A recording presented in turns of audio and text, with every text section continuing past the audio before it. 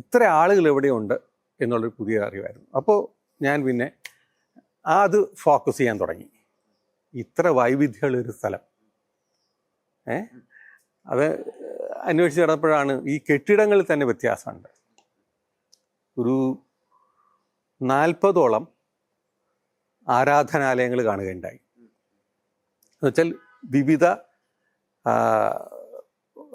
സ്ഥലങ്ങളിൽ നിന്ന് കൊച്ചിയിൽ കുടിയേറി വന്ന വിവിധ സാംസ്കാരിക ചിഹ്നങ്ങളായിട്ടുള്ള ആരാധനാലയങ്ങൾ കാണുകയുണ്ടായി. പലതരത്തിലുള്ള മുസ്ലിം ദേവാലയങ്ങൾ, പലതരത്തിലുള്ള ക്രിസ്ത്യൻ ദേവാലയങ്ങൾ, പല ജാതികളെയും പ്രദേശങ്ങളെയും പ്രതിനിധീകരിക്കുന്ന ഹിന്ദു ദേവാലയങ്ങൾ, ജൈന അമ്പലം വരെ ഉണ്ട്. പിന്നെ ഗുജറാത്തിലെ ചില പുണ്യവാന്മാരുടെ സ്ഥലങ്ങൾ. അപ്പം ഇതൊന്നും ഈ കൊച്ചിക്ക് അപ്പുറത്തേക്കില്ല.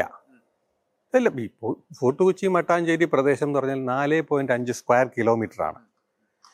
ഈ 4.5 സ്ക്വയർ കിലോമീറ്ററിലാണ് ഇത്രയധികം ആരാധനാലയങ്ങൾ. എന്ന് വെച്ചാൽ ഒരു 40ലധികം ദൈവങ്ങളുണ്ട്, ദേവന്മാരും ദേവികളും ഒക്കെ ആയിട്ട് ഇരിക്കുന്ന.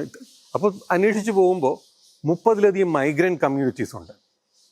നമ്മൾ ആ 10 പേര് കൊച്ചിയിൽ ഫോർട്ട് കൊച്ചി മട്ടാഞ്ചേരി പ്രദേശത്ത് നിൽക്കുകയാണെങ്കിൽ ഈ 10 പേര് മലയാളം സംസാരിക്കുമെങ്കിൽ അവർ വീട്ടിൽ ചെന്ന് കഴിഞ്ഞാൽ ഒരാൾ ഗുജറാത്തി സംസാരിക്കും, മറ്റൊരാൾ ഹിന്ദി സംസാരിക്കും, മറ്റൊരാൾ കച്ച് സംസാരിക്കും.